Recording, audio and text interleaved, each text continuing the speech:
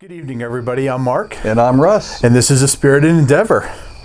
Thanks for joining us. Yeah, we're really excited. This is going to be one of our Priming the Pump episodes. And tonight we're going to do one of our favorite distilleries. I agree. Yeah, this is going to be Highland Park. Now, the one we chose for tonight is the Valknut. And this one, we've been really curious to try this. Nice looking bottle. It really is. I mean, they put a lot of care into their glass, I will say. But I like the black on that. And of course, they always have the engraving. Yeah, the embossment and everything. Yeah, in the glass is always spectacular. Yeah. Sounds like they're using some wine in the form of port casks, and I think they mentioned sherry casks as well. So it sounds like it's going to have some complexity going on. Yeah, and this one is also like a 46% alcohol by volume, so it's a little spicier than some of the others. That should mean more flavor, and that tends to be right in our wheelhouse too. Absolutely, but the 43 to 46% are the at least the ones that are more to my palate. Yeah, no, I'm with you on that. I think you get, in some cases, if you get much hotter than that, it overwhelms the senses a bit. Yeah. 46 down to 43 seems to be a really good happy place. This is from the Highland Park distillery. It is the northernmost distillery in Scotland, on the Orkney island. That is one of two distilleries on that island. Yeah. And we also have the Scapa distillery, and that's also a favorite of ours. Yeah, we've done both of them, and they represent the island well, I will say. Yeah, what's nice is they use peat that's local to the island, which definitely brings some different flavors to the table. It really does. The what we found in previous vintages of this has been they get those heather notes, and they're floral and very earthy. Agreed. The floral notes are what stick in my mind, going back to the 12 and some of their others. Yeah, usually a lot of peat and a lot of smoke in there, we've tried the 12, the Valkyrie, the 18, the 15, which was kind of an outlier, as that was not a favorite. Yeah. Well, again, tough competition, Absolutely. You go from the 12, which is a really solid dram, and then you go up to that 18, which is just insane. That 15 was kind of left with no home. You're absolutely right. But what's really interesting about them is, every vintage it brings something new to the table. Agreed. Whether it's a 12 year or the 18 year, and what we've noticed is that the 18 year isn't just the 12 year aged longer. Yeah, you're absolutely right. Completely different animal. Absolutely. Well, I'm excited to try this one. Me too. Heck, anything they bring to the table, I'm going to be curious about. And that's one thing I've noticed is some people do tend to give them a little bit of a hard time because they have so many releases. Personally, I like it because each release that I've had has been a different experience. Yeah, there's a little bit of this is probably marketing, sure. Coming up with, all the Viking names. You got the Valknut, you got the Valkyrie, right. you got the Magnus, even the Viking Honor and, the Viking Pride.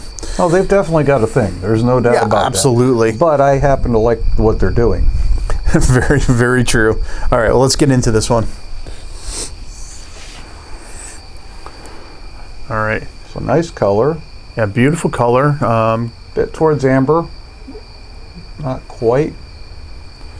Don't know if it's chill filtered. I'm starting to think that it probably isn't.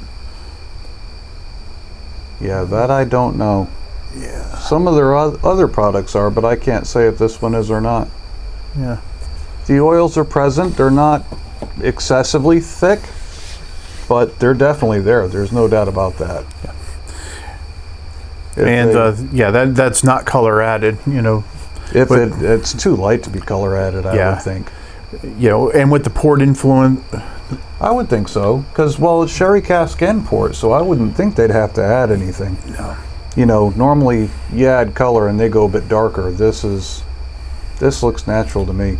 Now I could be 100% wrong on that, but ooh, I like the nose on that. Yeah, I do too. That's very briny. That's sea foam. But I'm picking up the fruity aspect that you would normally get with a wine. Yeah, I'm actually getting cherry. Yeah, you're absolutely right. Yeah, that's got a cherry nose to it. Yeah, that's definitely fruit-wise the first thing that hits you. Like a maraschino cherry. Yeah. Yeah. Very sweet. Mm-hmm.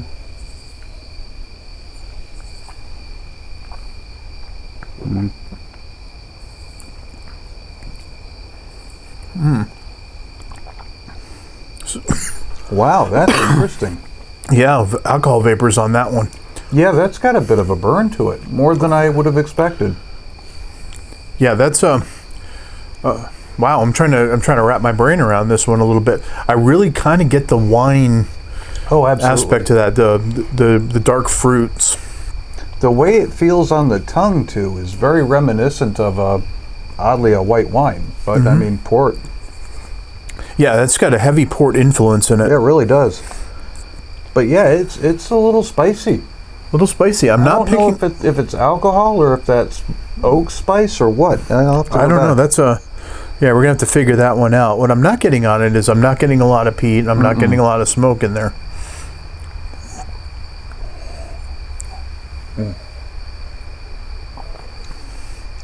Yeah, I'm getting the fruits more than anything, especially right up front.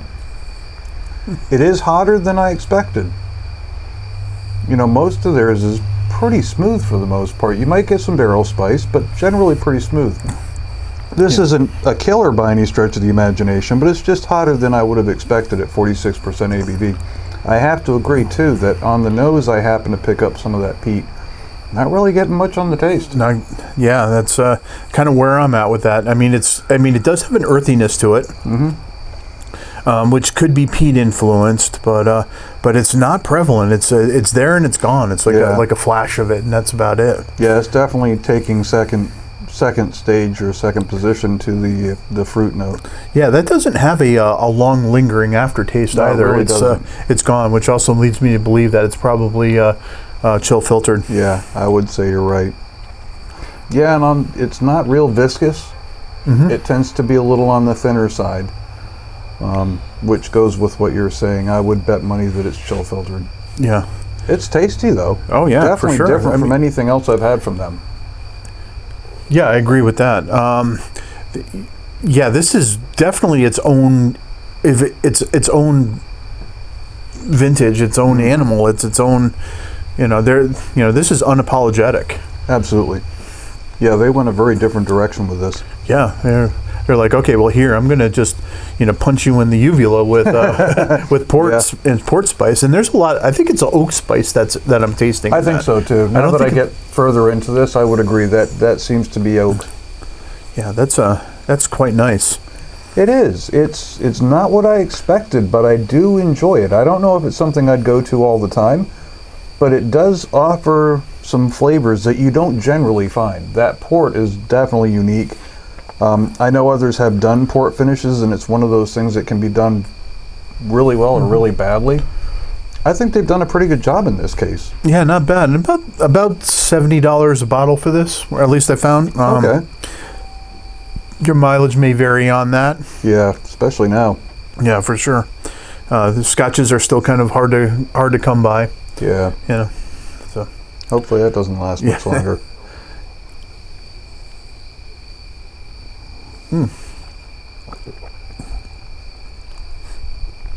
Spicy.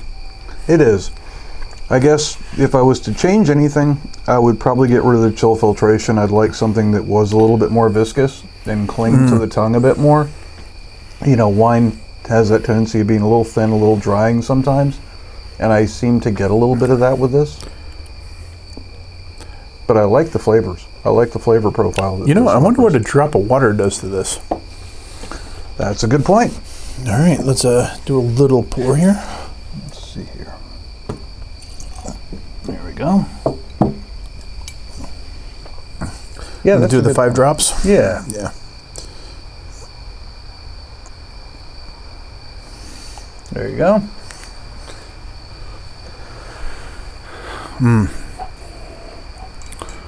Doesn't change the nose appreciably. Still very, very briny. I'm still picking up the fruit. Ooh, that brought the briny aspect forward a little bit for me. Yeah, maybe more so. Yeah, just not a whole lot, but it seems to be more present than it was. Yeah, I'm still getting those dark fruits in there too. Oh yeah, definitely.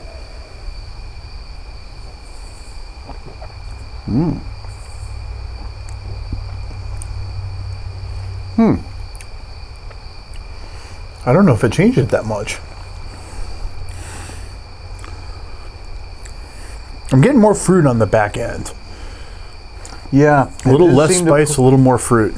Agreed. It seemed to push the fruit towards the back, and like you said, push the spice out of the way. But that's a very sweet whiskey. It is. You know, you get the spicy, you get the sweet. It's not that sugary sweet though. It's like a nice natural sweet that would go with fruit. Yeah, absolutely. Like you like bit into a plum, and it, you know, you get the juice. Yeah.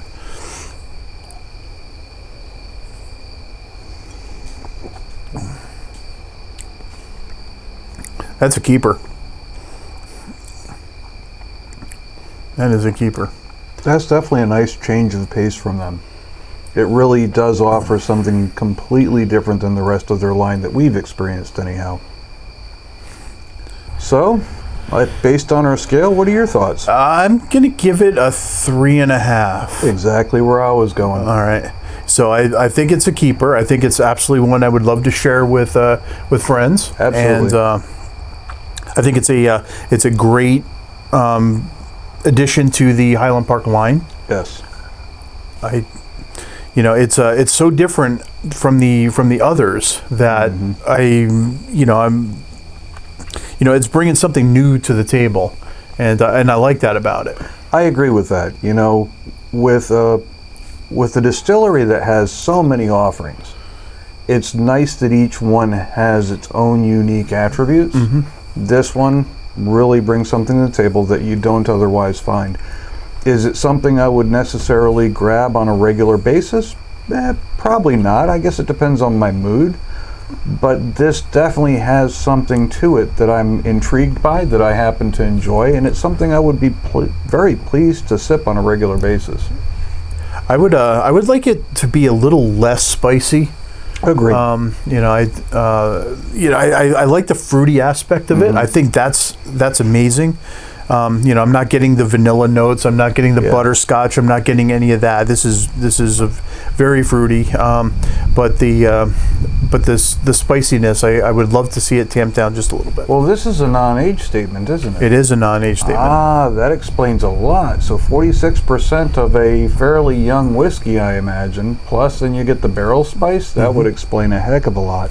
I bet you're right. Once you get past the neck pour and you let that set for a little bit, I bet that makes a huge difference. I think we're going to have to revisit this and maybe do another Highland Park one night. What would be interesting is just to pour a dram and let it sit there for about 20-30 minutes and let the alcohol vapors kind of air out a little bit and go back to it and see what that's like. I bet that gives you an idea what it'll be like later on in the Our viewers will wait. Our viewers will wait. That's right. All right. Okay. Well, I think we're going to wrap this one up. But man, this was a good one. I agree. It was very enjoyable. Look forward to the next one. Yep. Highland Park Valknut. That's right. All right. Thanks, everybody. Take care, guys.